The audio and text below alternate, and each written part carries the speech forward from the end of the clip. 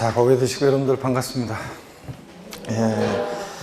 자, 교재는 여러분 요약집 571페이지네요. 요약집 571페이지 양도속세, 양도 또는 취득시기 여기 펴놓으시고 지난 시간에 배운 거 복습을 한번 해보겠습니다. 여러분, 우리 소득세는 자연인 개인의 소득에 부과하는데 이 개인을 고자와 비고자로 나눠서 납세 의무의 범위를 달리합니다. 그렇죠, 여러분들? 예, 그럴 때 고자다 그러면 우리나라 국내에 주소가 있거나 183일 이상 고소득 개인을 고자라고 한다고 그랬습니다. 그랬죠? 고자 그러면 항상 가수 사이를 돌리면서 고자다 그러면 과세 소득의 범위는 국내 소득뿐만 아니라 모두 국외 소득도 다 과세한다고 그랬습니다. 그 다음에 납세지는 고자일 때는 어디다? 주소지 관할 세무서를 납세지로 하고요. 자, 근데 주소지 없으면 고소지를 납세지로 합니다. 비고자는 국내에 주소가 없거나 183일 이상 고소 두지 않는 개인을 우리가 비고자라고 하고, 비고자 그러면 항상 바깥에서 마돈나를 돌리면서 과세 소득의 범위는 국내 원천 소득만 납세 의무가 있습니다. 비고자는 그죠? 국외 소득은 납세 의무가 있다 없다? 없고, 또 비고자다 그러면 납세지는 주소 고소지로 갈 수 없으니까 국내 비고자가 사업장에 있으면 사업장 수리해지고, 사업장이 없으면 국내 원천 소득이 발생한 장소를 납세지로 한다고 그랬습니다. 다만요, 국외 소지하는 재산에 대한 양도소득세 납세 문제는 그냥 고조 안 되고 양도일 현재 계속해서 5년 이상 주소 고소득 고조만이 납세 의무가 있다는 것도 좀 추가적으로 알아두시고, 그래서 4년 국내 3년 주소 고소득 고조하는 국외재산에 대한 납세 의무가 없습니다. 질문이요. 비고자가 국외에 소지하는 토지를 양도했을 때 양도소득세 납세 의무가 있다 없다? 비고자가 국외에 소지하는 토지를 양도한 경우에 양도소득세 납세 의무가 있다 없다? 없죠, 여러분? 마돈나가 미국에 있는 토지 팔았을 때 우리하고 뭔 관계가 있어요, 여러분들? 그래서 국내 원천 소득만, 비고자는 납세 의무 있다. 또 소득세 과세 방식은 종합과세 방식, 분리과세 방식, 분류과세 방식이 있는데 우리 시험에서 제일 중요한 양도소득은 어떤 과세 방식? 퇴직소득과 양도소득은 분류과세 방식을 택하고 보겠습니다. 그러니까 자, 양도소득은 종합소득이나 퇴직소득에 대한 과세 표준과 합산해서 계산해요? 구분해서 계산해요? 구분해서 계산한다고 그랬습니다. 그 다음에 우리 부동산 관련 사업소득은 부동산 임대업, 부동산 매매업, 건설업이 있습니다. 그럴 때 부동산 우리가 임대업은 범위 어떤 게 부동산 임대업이냐? 부동산 또는 부동산 상해 권리 대여로 인한 소득입니다. 그죠? 부동산 또는 부동산 상해 권리 대여로 인한 소득인데, 그럴 때 그 부동산에 미등기 부동산 포함해야 제외해요. 미등기 부동산 포함해야 제외해요? 네? 미등기 부동산 포함해서 사업소득입니다. 부동산 임대업. 근데 부동산 상해 권리 대여로 인한 소득도 부동산 임대업 사업소득인데, 부동산 상해 권리에 전세권이라든가 부동산 임차권, 대여소득, 사업소득입니다. 근데 지상권과 지역권은 대여소득, 공익사업과 관련된 것은 뭐고? 기타소득이고, 공익사업과 무관한 것은 사업소득이고, 꼭 구별하라고 했습니다. 그 다음에 자신의 부동산을 타인에게 담보로 제공하게 하고 사용대가 받는 것, 이런 것들도 부동산 임대업 사업소득입니다. 물상보증인이 타인의 채무에 자신의 부동산을 담보로 제공하게 하고 사용대가 받는 것, 이런 것도 보다 임대업 사업소득입니다. 자, 그 다음에 뭐 추가해서 말씀드리면 건물의 옥상이나 측면 같은 거 있잖아요. 이런 거 대여하고 발생한 소득도 사업소득입니다. 뭐 건설업자나 부동산 매매업자가 판매를 목적으로 신축한 건물을 판매 전에 일시적으로 대여하고 얻는 소득 있죠? 이런 것도 임대업 사업소득입니다. 자, 그 다음에 여러분 어떤 경우에 비과세 되느냐? 부동산 임대소득, 논밭의 임대소득 비과세입니다. 자, 그 다음에 또 특히 중요한 건 이제 일개 딱 주택 하나, 일개 소유하는 이제 주택 임대소득 뭐 한다? 비과세입니다. 근데 단 고가주택과 국외 소유하는 주택은 1주택이라도 어떻게 한다? 과세한다고 그랬습니다. 했잖아요, 여러분들. 고가주택 그러면 과세기간 개시일이 아니라 종료일 현재 또는 양도일 현재로 해서 기준 시가로 얼마? 9억 원 초과주택이고, 고가주택에 해당되면 1주택 임대소득도 주택수 관계없이 과세합니다. 그 다음에 국외에 소지하는 주택도 그렇고요. 그 다음에 여러분요, 일기 소유 현재 주택 임대소득 비과세에서 그 주택수를 계산할 때 다가구 주택은 매 한 가구마다 독립한 1개의 주택으로 계산해요? 아니면 하나의 주택으로 계산해요? 다가구택은 전체를 하나의 주택으로 계산합니다. 다만 구분 등기된 경우는 각각을 1개의 주택으로 계산하고요. 그 다음에 공동 소유주택은 공동 소유자 각각의 소유로 계산합니다. 그죠, 여러분들? 아닙니다. 공동 소유주택은 지분이 가장 큰 자의 수로 계산하되, 갑지분 60%, 월지분 40%면 지분이 가장 큰 자의 수로 계산하되, 지분이 가장 큰 자가 2인 이상일 때 50%씩이다. 뭐 그럴 때는 각각의 수로 계산합니다. 다만 이제 올해 2020년 개정세법이 소수지분자도, 지분이 작은 자도, 소수지분자도 주택수에 가산하는 경우가 있습니다. 어떤 경우냐면 대표적으로 연간 임대소득이 600만 원 이상이거나, 엔드가 아니라 또는 고가주택일 때는, 기준주택가 꼭 초과하는 고가주택일 때는 여기에 지분율이 몇 프로? 30%를 초과하면, 그러면 소수지분자도 주택수에 가산하는 경우가 있다. 뭐 등등이라고 배웠습니다. 부부는 주택수 계산할 때 어떻게 합니까? 합산합니다. 소득세 계산은 따로 떨었는데 주택수 계산 어떻게 하냐? 합산해서 판단한다고 했습니다. 합산하고. 그 다음에 전대하거나 전전세한 주택은 누구의 주택으로 계산합니까? 전대하거나 전전세한 주택은 임대인의 주택으로 계산해요? 임차인의 주택으로 계산해요? 임차인, 전세번조의 주택으로 주택수 계산한다고 했습니다. 그렇죠, 여러분들? 그 다음에 또 고개를 들어보시고, 그 다음에 주택수 계산 받고, 또 그 다음에요, 우리가 부동산 임대 사업소득 금액은, 부동산 임대 사업소득 금액은 보세요. 우리가 부동산, 요거 우리 했나요? 부동산 임대 요 사업소득 금액은, 사업소득 금액은 있죠? 제가 그냥 요 계산식은, 부동산 임대 사업소득 금액 계산은 식은 여러분이 뭐 외워가지고 계산할 수 있고 막 이런 거 못해도 괜찮다고 그랬습니다. 다만 그 식의 의미는 좀 알고 계시면 좋은데, 임대 사업소득 금액은 총 수익 금액, 제가 자세히는 안 했던 것 같은데 여기 총 수익 금액에서 필요경비라는 걸 빼서 이제 구해요. 그런데 이 총 수익 금액은 또 어떻게 구하느냐 그러면, 이 부동산 임대 소득의 총 수익 금액에서 필요경비 빼서 사업소득 금액 구하는데, 이 총 수익 금액은 이렇게 구해요. 한번 보세요, 여러분들. 총 수익 금액은, 자, 어떤 거냐면 임대료예요.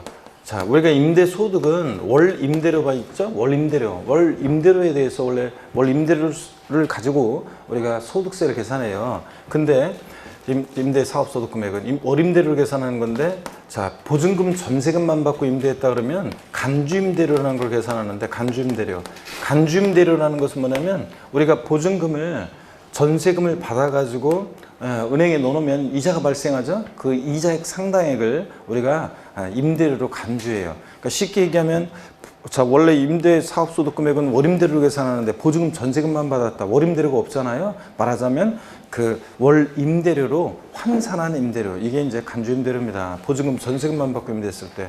또 그 다음에 또 총수익 금액은 여기다가 관리비 수입, 또 그 다음에 뭐 보험 차익 뭐 이런 것들을 합해서 구해요. 이게 이제 총 수익 금액이고, 자, 여기서 필요경비 빼서 부동산 임대 사업소득 금액을 구하는데, 요 간주임대료라는 거예요. 간주임대료. 우리가 소득세는 월 임대료로 받는 그 소득세를 우리가 전제로 서술이 돼 있고, 또 그 다음에 간주임대료, 요거는 예외적으로 돼 있어요. 그래서 우리가 소위 말해서 월세 주택이냐 전세계약 형태의 주택이냐를 어떻게 구별하느냐, 시험에서 다른 거 없어요. 보증금, 전세금 받고 임대했다, 보증금을 받고 또는 전세금을 받고 임대했다, 그럼 뭐고? 전세주택이고. 그런 말이 없으면 뭐고? 월세주택입니다. 자, 그랬을 때 제가 주택 수에 따라서 월세계약 형태냐 전세계약 형태냐에 따라서 우리 과세 여부 했었는데, 그죠? 표 내가 한번 적어드린 것 같은데, 자, 그 절 보세요, 여러분들. 그래서 상가는 한 채든 두 채든, 또 월세계 형태든 전세계 형태의 임대든, 임대 소득에 대해서 상가 임대 소득은 무조건 어떻게 하냐? 과세를 합니다. 그죠? 무조건 과세. 근데 주택 임대 소득은 주택 수에 따라서 전세냐 월세냐에 따라 달라진다고 그랬습니다. 자, 그러면요, 자, 주택 임대 소득인데, 일개 소유하는 자의 주택 임대 소득 뭐 한다? 비과세입니다. 일개 소유하는 자의 주택 임대 소득 비과세인데, 단 고가주택과 국외소주택은 1주택이라도 어떻게 한다? 과세하고. 근데 자, 월세 계약 형태 임대주택은 주택 두 채부터는 무조건 어떻게 하냐? 과세입니다.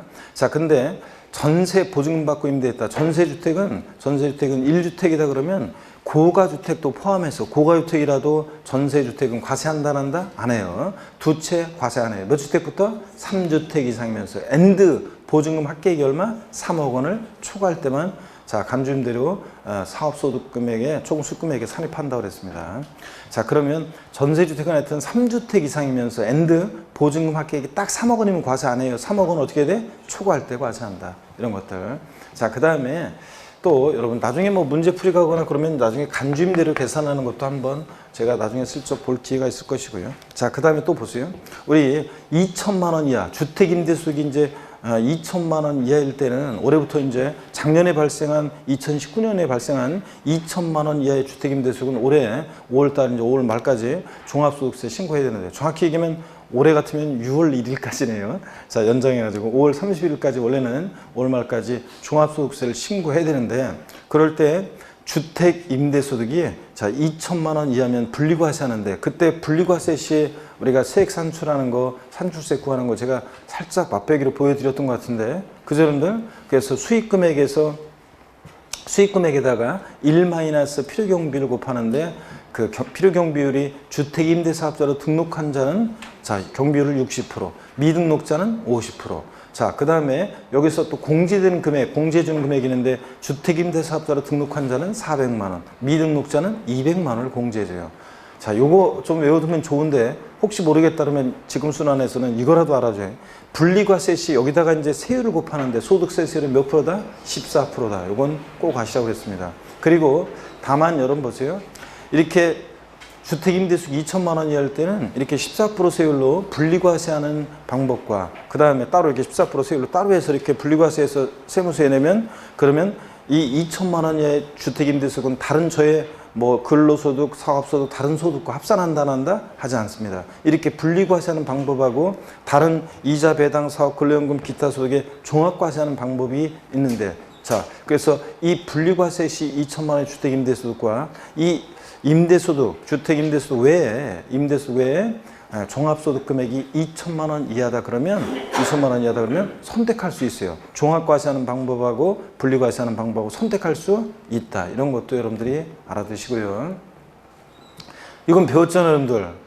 예? 선택할 수 있다. 이런 거 배웠잖아요. 그래서 이런 것들 알아두시고 그 다음에 양도소득세로 넘어옵니다. 그래서 우리가 임대업은 뭐 요 정도, 요런 내용들 정도 여러분들이 꼭 아시면 되고요. 자, 한 가지 빼먹은 게 있네. 제가 추가해서 적어놓으라고 했던 게 있었는데, 자, 주택임대사업자로 미등록했을 때 가산세 적용되는데, 자, 주택임대사업자로 이제 미등록하면 가산세가 올해부터 적용되는데, 그 추가해서 적어드렸잖아요. 적었어요, 지난주에. 네, 분명히 적은 것 같은데, 저를 보세요. 주택임대사업자로 미등록했다 그러면 사업개시로부터 주택임대사업자로 등록한 날의 전날까지 발생한 그 주택임대 수익금액의 몇 프로요? 몇 프로? 1,000분의 2, 0.2% 가산세 적용된다고 그랬잖아요. 주택임대사업자로 미등록했을 때 어디다 했는지도 모르고 567페이지 아마 하단에다가 적어놓으라고 했던 것 같은데 567페이지 맨 아래 적혀있어요? 안 적혀있어요? 예? 안 적혀있어요 여러분들? 분명히 얘기했을 건데 아니면 거기 어디 얘기했을 건데 아니면 568페이지를 보던가 안 적혀 있어요? 예? 그러니까 지난주에 내가 얘기했어요 안 했어요? 안 했다고 여러분들? 진짜로? 아 진짜 그래? 그 567페이지 어디 맨 아래에다가 예? 맨 아래에다가 근데 왜 내 책에는 적혀 있죠 여기다? 지난번에 이번 말 지난 강의 때? 아, 그렇구나. 어떤 거네. 그럼 지난주에 내가 안 했단 말이에요? 근데 왜 내 책에는 적혀져 있지? 내가 분명히 요거 추가해서 설명하라고 적어놨었는데. 아, 진짜. 그러면은 그냥 여러분들, 그러면은 567페이지 어디 아래에다가 있죠? 하단에다가 요걸 좀 적어 놓으세요, 여러분들. 어떤 거냐면, 여기 보세요. 주택임대 사업자로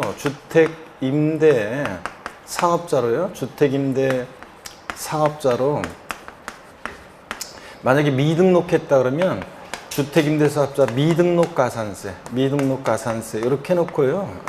여러분들 그냥 나중에 이제 자세한 것은 나중에 좀 보게 될 건데, 나중에 주택임대사업자 미등록 가산세는 주택임대 수익금액에 임대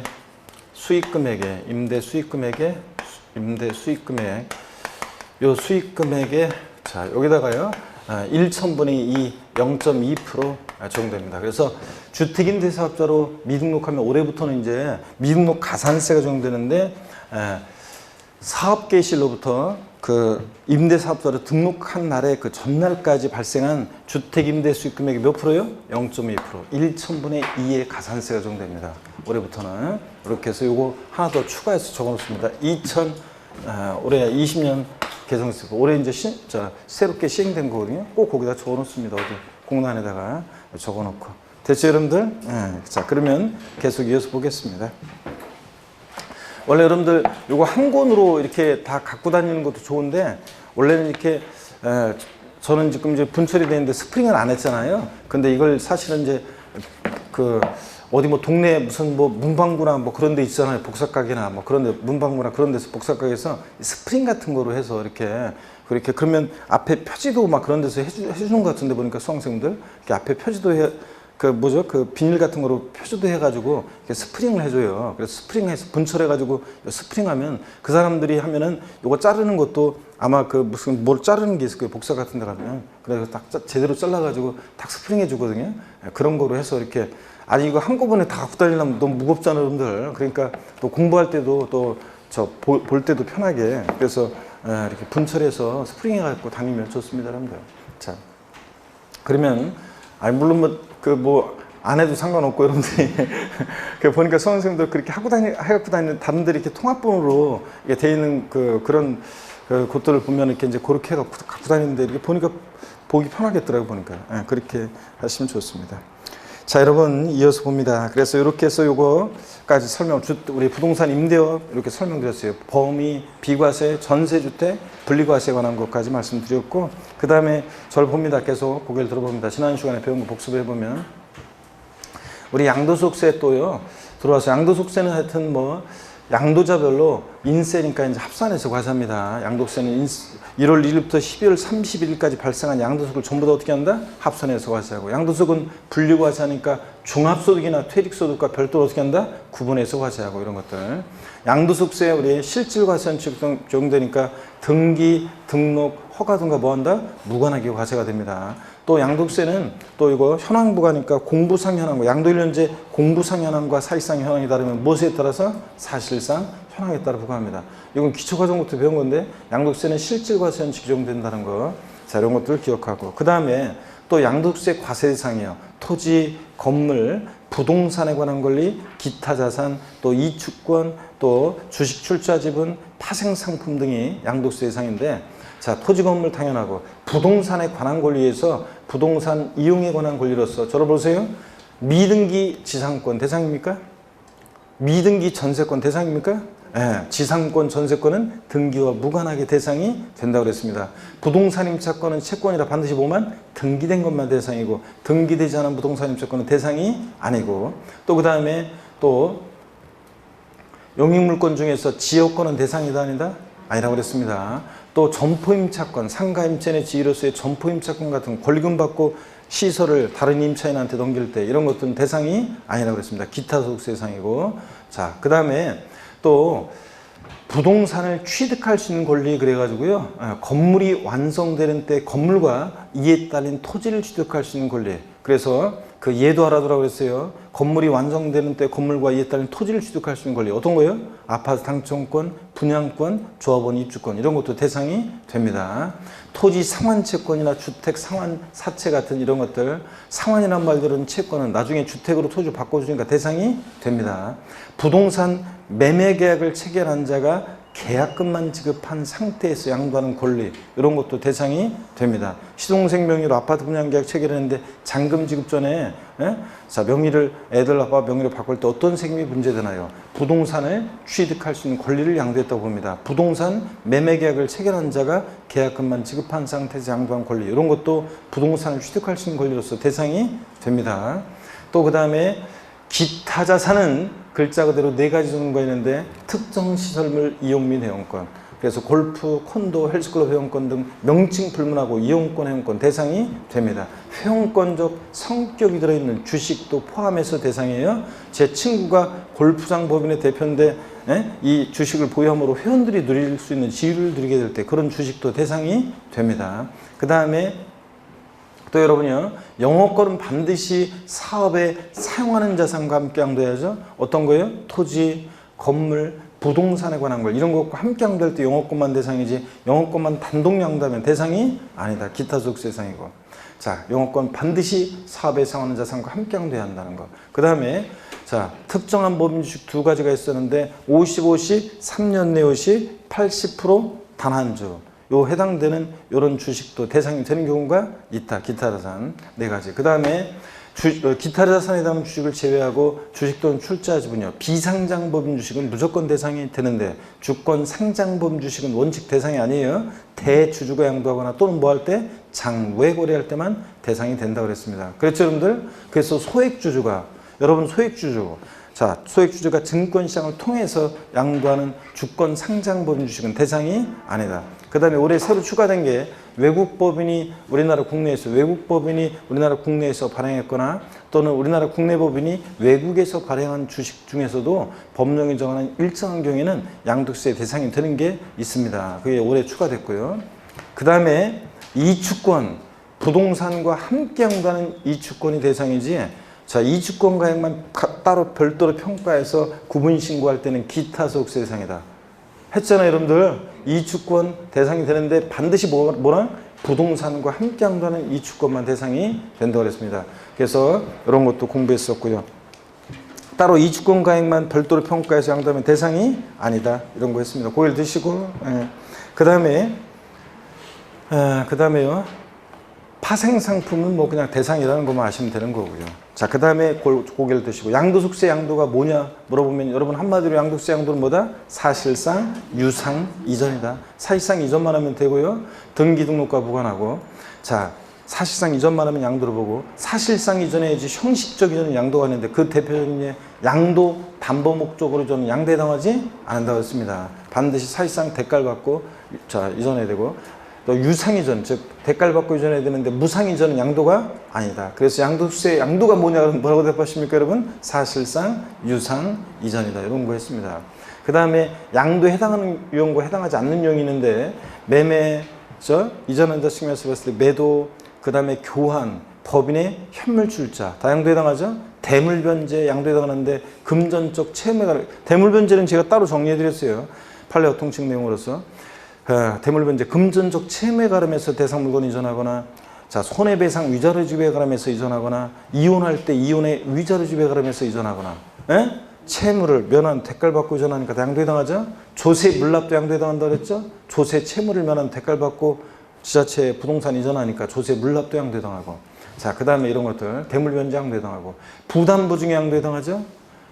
증여자 갑이 수증자 을한테 5억 상당 토지를 증여하는데 거기에 3억 원의 저당권이 설정돼 있을 때 부담 있는 증여를 했을 때 5억짜리 주택인데 거기에 3억 원의 전세권이 설정돼 있다. 이런 부담 있는 증여했을 때 수증자가 알았어. 내가 알아서 갚을게. 그랬을 때 채무를 인수하기로 했을 때 증여자 수증자 애들 세금관계를 말해보라. 증여자한테는 채무 인수액 상당액 부분에 대해서 뭐가? 양도소득세에 납부할 뭐가 있고 수증자는 전체 증여받은 재산가액에서 갚아야 하는 돈 5억에서 3억 뺀 나머지 채무인수익 이외 재산은 뭐로?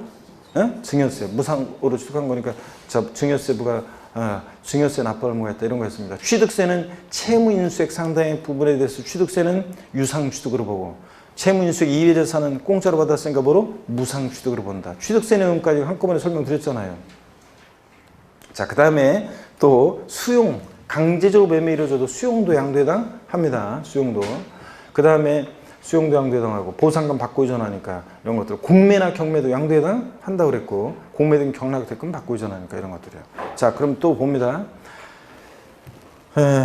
양도에 해당하지 않는 경우 봅니다. 무상이전 양도에 해당하지 않고 그죠? 무상이전. 그 다음에 환지처분으로 지목 지번 변경되거나 보류주로 충당되는 경우에 정책적 목적으로 양도에 해당하지 않는다고 그랬습니다.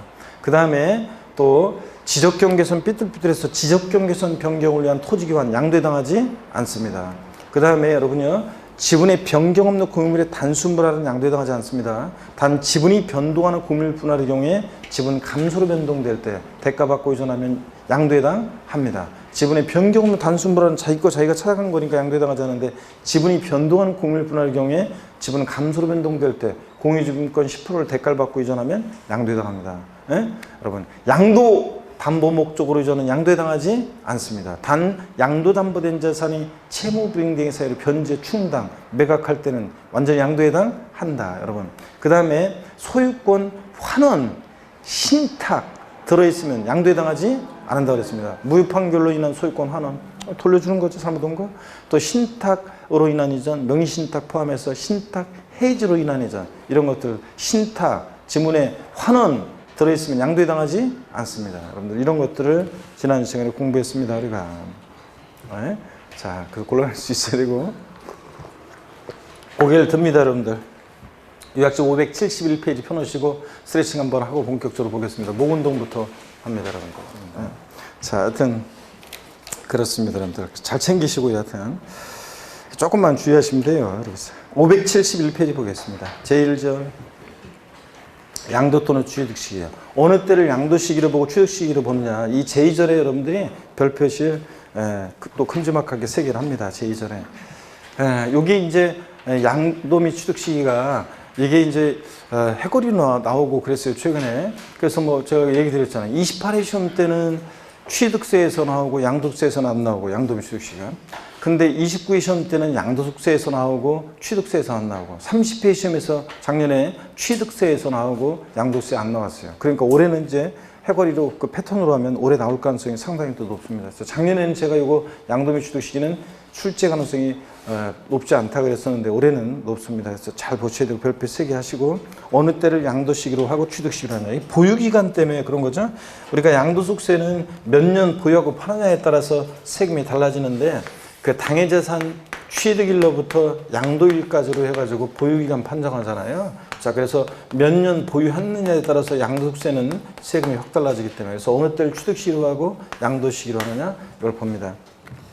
먼저 일반적 거래를 보세요. 매매 같은 일반적 거래는 원칙 언제라고요? 대금 총산일이에요. 실제로 잔금의 전부를 주고받은 날이에요. 그래서 거기 대금 총산일에다가 여러분이 돼지꼬리 땡야에서 계약상 잔금지급일 X입니다. 취득세하고 다르게 취득세는 매매 같은 유상승계 취득 원칙 계약상 잔금질인데 양도세는 계약상과 관계없습니다. 실제로 잔금의 전부를 주고받은 날입니다. 여러분. 대금 총산일이고요. 그 다음에 예외적으로 보니까 자 등기 접수해야 되는 경우가 있죠. 대금 청산일이 불분명하거나 다 체크입니다. 대금 청산이 불분명하다. 그럼 언제래요? 등기 접수예요. 주식 같으면 명의개설인데 하여튼 등기등록 접수예요. 우리 부동산 세법이니까 등기 접수를 기억하시고 대금 청산 전에 소유권 이전 등기했다. 그럼 언제고요? 등기 접수예요. 그래서 원칙 대금 청산일, 불분명해 등기 접수일, 대금 청산일 전에 등기했다. 그럼 언제고요? 등기 접수이고 요겁니다, 여러분들. 자, 근데 이걸 자꾸 헷갈려하는 분들이 있는데 이 대금 청산일 우리가 사례 기초과정에서도 사례 좀 한번 했었는데 여러분요. 이 양도시기 취득시기가 예를 들어서 여러분요.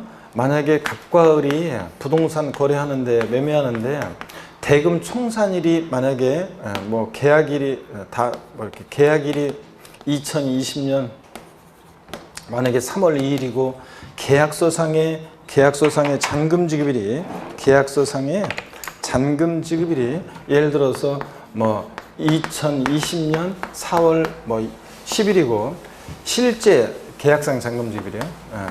그 다음에 실제 그 대금이 청산된 날이 2020년 만약에 4월 만약에 20일이다. 그러면 여러분요 뭐 등기 접수일이 예를 들어서 등기 접수일이 뭐 2020년 5월 만약에 25일이고요. 그럼 이런 거 쓰는데 이거 보세요.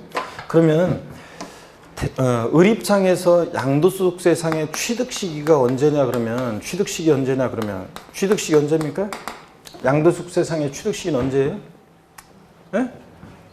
이 사례에서 언제냐고 여러분? 언제예요? 대금 청산일이잖아. 대금 청산일 4월 20일이고. 예. 근데 갑 입장에서 양도 시기는 언제입니까? 양도한 날 언제냐고요? 갑 입장에서 양도 시기. 갑 입장에서 양도한 날은 언제입니까, 여러분? 예? 뭐 언제 대금 청산일이라니까 여러분들. 대금 청산일 4월 20일. 그래서 이 대금 청산일 4월 20일 날 있잖아요. 요날 갑 입장에서는 이날 판날이고 을 입장에서 이날이 뭐한 날이고 산날이고. 그래서 이게 원칙적으로는 양도일과 취득일이 누구 입장에서 보느냐에 따라서 이게 양도자는 이날이 판날이고 을 입장에서 이날이 보고 산날이고 같습니다, 여러분들. 그 다음에 만약에 대금 청산일은 4월 10일인데 등기 접수일이 예를 들어서 이번에는 3월 25일이다. 그러면 양도매 취득시 언제냐? 취득시 언제입니까? 원칙 대금 청산일인데 등기 접수일이 빠르니까 언제예요? 등기 접수일이고 3월 25일이고. 자, 양도 시기도 당연히 언제고? 예? 대금 청산일인데 등기 접수일이 빠르면 언제고? 등기 접수일이고. 이런 거라고 했습니다, 여러분들. 그래서 양도일과 취득 시기는 원칙적으로는 매매 같은 이런 경우에는 누구 입장에서 보느냐에 따라서 이게 양도일이고, 파는 사람 입장에서는 양도일이고, 사는 사람 입장에서는 이날이 뭐고? 취득일이고 그렇습니다. 자, 그 다음에 기타의 경우를 보니까 장기할부 조건 매매예요. 자, 2회 이상의 기간에 걸쳐서 할부금을 지급하는 방식으로 거래한다. 장기할부 조건 매매 같으면 소유권 이전 등기 접수일하고요. 인도일하고 사용수익을 비교해서 중빠른 날이에요. 그러니까 원칙은 등기 접수일인데 그 전에 인도받거나 사용수익을 시작하면 그날입니다. 여러분, 양도소득세는요, 사용수익에 대한 것을 세금으로 귀속시키는 조세예요. 양도소득세는 보세요. 사용수익에 대한 걸 세금으로 귀속시키는 조세인데 보세요. 어떤 자산을 취득해서 양도하기까지, 양도소득세는 사용수익이에요. 이 자산을 사용하고 수익한 것에 대한 사용수익에 대한 세금 귀속 부분을 보유기간 동안에 차곡차곡 쌓아놓습니다. 그래서 보유기간 동안 차곡차곡 쌓아놨다가 이번에 일시적 우발적 양도소득에 일시에 실현시킨 조세, 이게 뭐라고요? 양도소득세입니다. 그래서 양도소득세는 자, 어떤 자산을 취득해서 양도하기까지 사용수익에 대한 걸 세금으로 귀속시킨 조세인데 보세요. 원칙은 장기할부 조건 매매는 등기 접수일인데 그 전에 인도받거나 사용수익을 시작하면 그때부터 세금으로 귀속시켜야 되니까 중빠른 날입니다. 자, 여러분, 그래서 그럼 시험에서는 각 할부금을 지급하는 때다.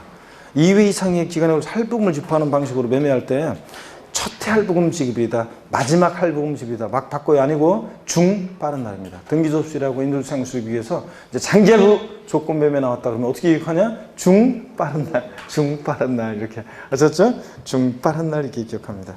그 다음에 기타의 경우 자가건설 건축물의 경우 봅니다. 건물을 지어서 갖고 있다 팔아요. 어느 때를 취득시할 것이냐? 허가받은 건축물은 원칙 언제냐? 사용승인서 교부일이에요. 사용승인서 교부일. 취득세에서도 건축물 건축 또는 개소로 취득했을 때 취득세에서 사용승인서 내주는 날이었어요. 사용승인서 내주는 날이나 사용승인서 교부일이나 내주는 거나 교부하는 거나 같은 날이죠. 예. 하여튼 취득세에서도 사용승인서 내주는 날, 양도세는 사용승인서 교부일 같은 날입니다. 근데 사용승인서 교부일 전에 사실상 사용을 하거나 임시 사용승인을 받으면 그날이니까 중빠른 날 비교해서. 무허가 건축물 지가 건물 지어놓고 이런 허가 절차 없으니까 사실상 사용일입니다. 29회 시험 때 시험에서 어떻게 받고 나왔냐? 양도매 취득식이 틀린 거 고르는 문제에서 수용의 경우 땡땡 수용이라고 했어요. 제가 죄송합니다. 이건 25회 때고 무허가 건축물, 건축법상 허가받지 않은 건축물의 경우 자 땡땡 해놓고 뭐냐? 추후 사용 승인 받은 날 또는 추후 임시 사용 승인을 받은 날 이렇게 나왔어요. 나중에 추후에 사용 승인 받은 날이 아니라 무허가 건축물은 지가 건물 지어놓고 뭐한 날? 사실상 사용일입니다. 사실상 사용일이에요. 그래서 무허가 건축물은 사실상 사용일이고 상속받은 자산 어느 때를 취득시로 하느냐? 상속 개시일입니다. 지가 건물 지어놓고 아이고 왜 자꾸 말이 자 상속은 자 비상속인 돌아가신 날 상속 개시일. 취득세에서도 상속받은 자산은 상속 개시일이고 양도세에서도 상속 개시일입니다. 근데 증여받은 자산 있죠? 증여받은 날. 자 증여받은 날. 부동산은 등기일, 동산인, 인도일을 의미한다고 판례나 소득세법 기본 통칙에서 얘기하는데 그냥 우리 시험은 그냥 그렇게까지 묻지 않고 그냥 증여받은 날 나옵니다. 근데 취득세에서는 증여받은 자산은 그 아래다 써놓으시죠. 취득세에서는 증여계약일. 증여받은 자산 취득세에서는 증여계약일이고요. 양도소득세에서는 증여받은 날입니다. 서로 이걸 뒤바꿀 수 있어요. 증여받은 자산 갖고 있다 팔 때 양도소득세에서는 증여받은 날. 자, 취득세에서는 증여로 취득한 자산은 어느 때를 취득시하느냐? 증여 계약일. 그 옆에다 아래다가 써놓습니다. 자, 그리고 넘어갑니다, 여러분들. 취득식이 자꾸 뭐 눈에 익혀두는 수밖에 없어요, 봐서. 자, 넘어갑니다. 572페이지입니다. 점유 시효 취득한 부동산 취득시입니다. 점유 시효 취득한 부동산 취득시기. 점유 시효 취득한 부동산이에요. 민법 245조랑 자, 보시면 점유 시효 취득한 부동산. 평은 공연하게 소유의사로 타인의 부동산을 20년간 점유한 자는 등기함으로 소유권 취득한다. 이렇게 되어 있죠? 민법에. 그럼 보세요. 1988년도 9월 달이면 88 올림픽이 열릴 때인데, 자, 1988년 9월 달에 나는 내가 지난 시간에 물어봤던 것 같은데 여러분한테 1988년 9월 달에 난 태어나지 않았다. 손. 난 88년 9월 달에 태어나지 않았다. 손. 한 사람밖에 없어요? 두 사람. 아이고, 왜 손들을 안 들어? 셋네. 그렇습니다. 그래도 젊은 청춘들이 좀 있네. 예. 저쪽 나머지 분들은 뭐 굴렁쇠 소년이 굴렁쇠 굴리던 게 다 생각나죠, 여러분들? 예. 자, 보세요. 1988년 9월 달에 평은 공연하게 소유사로 타인의 부동산 점유 개시했고 2008년도 9월 달에 20년에 시효가 만료했고 그 다음에 2020년 5월 달에 등기를 접수했습니다. 그러면 민법은 성립요건주의를 취하기 때문에 등기해야지 성립하고 등기해야지 대항하고 그러잖아요. 그래서 민법에서는 뭐 20년간 점유한 자는 등기함으로 소유권 취득한다 이렇게 돼 있잖아요. 근데 우리 세법은 부동산 세법은 실질과세원칙을 취하기 때문에 민법하고 달라요.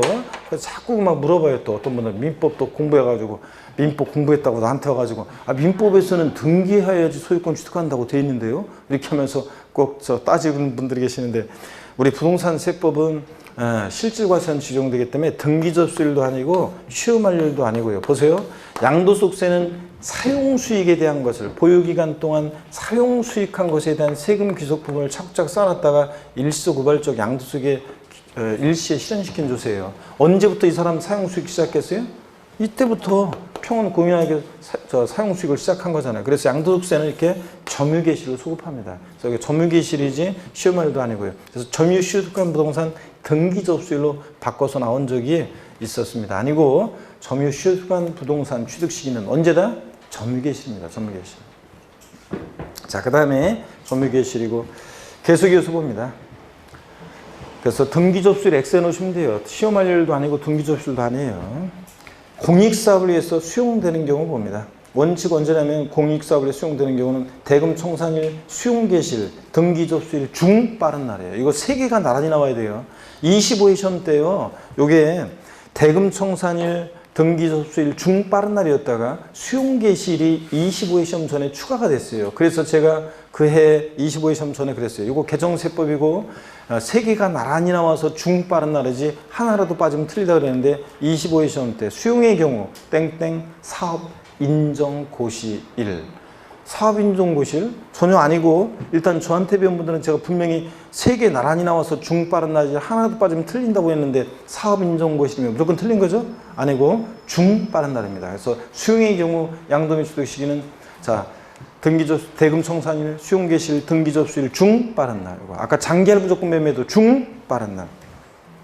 그 다음에 다만 단서를 또 봅니다. 이거 다 체크입니다. 다만 소유권에 관한 소송으로 보상금이 공탁된 경우에는 소유권 관련 소송 판결 확정이래요. 자, 토지 수용권자가요.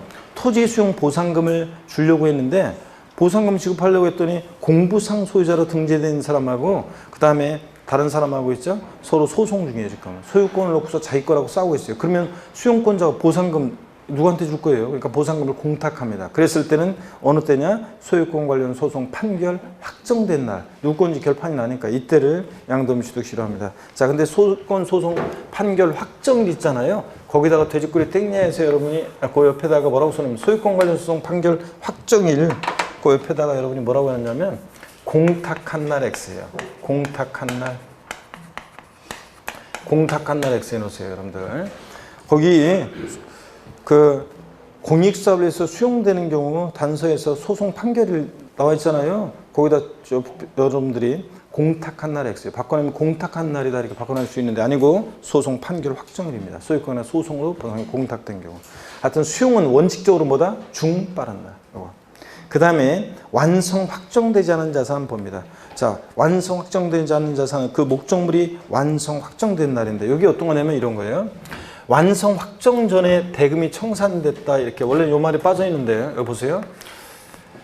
완성 확정된 날, 완공일, 완성 확정된 날 전에 대금이 청산된 경우에 어느 때를 양도인 취득시효를 할 것이냐. 여러분 보세요. 원칙은 대금 청산일이잖아요. 양도세는 원칙 대금 청산인데 양도소득세는 사용수익에 대한 것을 세금으로 귀속시키는 조세인데 확정 전에 대금이 청산됐지만 사용수익도 못 해봤는데 세금으로 귀속시키면 안 되잖아요. 그러니까 완성 확정 전에 대금이 청산된 자산 대금 청산일이 아니라 완성 확정된 날입니다. 아시겠습니까 여러분? 아파트 완공 전에 대금이 청산됐다? 완공된 날이에요. 또 완성 확정 전에 대금이 청산된 자산은 완성 확정된 날을 양도인 취득시효로 합니다. 그 다음에 환지 처분. 그래서 그 완성 확정된 날 이거는 대금 청산일 X예요. 완성 확정된 날이고 대금 청산일 X고. 환지 처분 등 봅니다.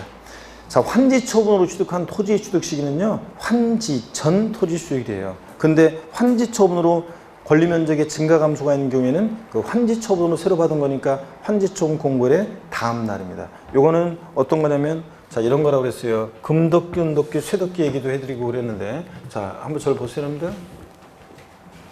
도시개발법에 의한 개발사 벌어지는 지역인데 갑이라는 사람이 A 토지 소유자예요. 사업이 시작되면 사업시행자로 갔다가 사업이 종료하게 되면 사업지구내 A-라는 토지로 환지를 받아요. 그러면 환지 받을 때 지목도 바뀌고 지번도 바뀔 거 아니에요. 자, 그렇지만 환지 처분으로 지목이나 지번이 변경됐다 할지라도 이 A와 A-요. 이거 토지의 동일성에 변동이 없다고 봐요. 그래서 환지받은 토지의 취득 시기는 A- 환지받은 이 토지의 취득 시기는 환지 전 종전 A 토지 취득일을 취득시로 합니다. 근데 요번에 환지 처분으로 권리 면적보다 증가 감소가 있는 경우에 이 빚금친 부분은 환지 처분으로 새로 받은 거니까 환지 처분 공고일의 다음 날 빠지면 틀려요. 환지 처분 공고일 아니고 그 다음 날에 취득한 것으로 봅니다. 제가 지난 뉴스란에 혹시 나무꾼과 산신령님 얘기해 드렸나요? 예? 산에서 나무꾼이 나무하다가 나무꾼과 산신령님 얘기 전래동화 했어요, 안 했어요? 했죠? 예, 그러니까 좀 빨리 얘기할게요. 산에서 나무꾼이 나무하다가 도끼자루 연못에 풍덩 빠져가지고 나무꾼이 억울해가지고 막 울고 있는데 산신령이 호련히 나타나시더니 금도끼 들고 나와서 이 도끼가 네 도끼냐고 그래서 아니라고 그랬더니 은도끼 들고 나와서 또 네 도끼냐고 그래서 아니라고 그랬더니 나무꾼이라고 보니 쇠도끼 들고 나와서 이 도끼가 네 도끼냐고 그래서 그렇다고 그랬더니 정직하다는 둥, 감탄했다는 둥 그러면서 산신령이 이거 싹 다 주고 갔잖아요. 부자가 된 나무꾼 갑이 이제 부자가 돼서 나무꾼 일 안 하려고 다른 나무꾼에게 쇠도끼를 양도할 때 쇠도끼의 보유기간 양도리 이번에 파는 날인데 취득일을 어느 때로 할 것이냐. 이번에 산신령님한테 물에 풍덩 빠쳤다가 돌려받았을 때를 취득시효해야 돼요? 아니면 옛날에 대장간에서 구입했을 때를 취득시효해야 돼요? 예? 옛날 대장간에서 구입했을 때를 취득시효해야지. 이번에 물에 풍덩 빠쳤다가 산신령한테 돌려받을 때 좀 찌그러지고 이끼 묻었다 할지라도 도끼의 동일성이 변동이 있어요, 없어요? 없잖아요. 그러니까 여기 보세요. 하얀색. 환지받은 A-환지받은 토지의 취득시기요. 지목이나 지번이 변경됐다 할지라도 토지의 동일성이 변동이 없다고 봐서 환지받은 토지는 환지 전 이 토지 취득을 취득시효로 합니다. 근데 금도끼, 은도끼도 갖고 있다 팔아요. 이거 양도일은 이번에 파는 날이고 취득일을 어느 때로 할 것이냐. 어느 때 받은 거예요, 이거? 산신령님한테 그 사건 때 받은 거잖아요. 자, 환지 처분으로 권리 면적의 증가 감소가 있는 경우에 이 빚금친 증가 감소된 토지는 이번에 환지 처분으로 새로 받은 거니까 환지 처분 공고일의 다음 날입니다. 그럼 여러분 질문 드릴게요.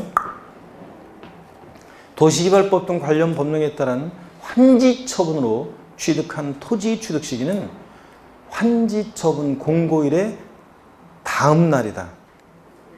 X입니다. 환지 처분 공고일의 다음 날이다 하면 금도끼, 은도끼 해야 되니까 증가 감소된 토지가 그런 거고 제가 환지 처분으로 취득한 토지라고 그랬으니까 언제예요? 환지 전 토지 취득일입니다. 아시겠습니까, 여러분? 이걸 뒤바꾼단 말이죠, 여러분들. 자, 그 다음에 거기 취득세하고 취득세 취득 시기하고 양도세 취득 시기 쭉 비교가 되어 있습니다. 여러분이 한번 쭉 읽어보시고 여러분들이 그 다음에 572페이지 취득시기 의제가 나와 있습니다. 이건 어떤 거냐면 보유기간이 너무 오래되다 보면은 취득시기 입증이 좀 곤란하고 여러 가지 그런 게 있어요. 그래가지고 취득시기를 좀 일정 시기마다 이게 끊어요. 너무 보유기간이 오래되면 입증 서류도 하나도 없어지고 취득시기 입증 서류도 그 다음에 또 명목소득만 너무 커지는 문제점이 생기기 때문에 일정 시기마다 취득시기를 끊어요. 그랬을 때 한번 볼게요. 거기 572페이지 맨 아래 토지 건물 부동산에 관한 걸 기타 예산 있잖아요. 얘네들은 자 실지 취득에 관계없이 1984년 12월 30일 이전에 취득한 것은 1977년에 취득했든 82년에 취득했든 84년에 취득했든 언제요? 1985년 1월 1일 날 취득한 것으로 의제 봐요. 그래서 이때부터 보유하기 시작합니다. 1984년 12월 30일 이전에 취득한 부동산 등 이런 애들 주식 빼놓고 주식 또는 출자 지분은 1985년 12월 31일 이전에 취득한 것은 실지 취득에 관계없이 72년에 취득했든 뭐 79년에 취득했든 80년에 취득했든 84년에 취득했든 얘들은 1986년 1월 1일 날 취득한 것으로 봅니다. 특히 부동산 등에 대한 의제 취득일 한번 알아두세요. 84년 11월 30일 이전에 취득한 것은 언제? 85년 1월 1일 날 취득한 것으로 본다. 이 정도예요. 자, 이렇게 해서 양도세 취득시를 받고 우리가 제3절 양도소득세 계산 구조인데요. 이 계산 구조인데 계산 구조 제3절 잠시 쉬었다가요. 우리가 또 이어서 보도록 하겠습니다. 잠깐 쉬겠습니다. 여러분들.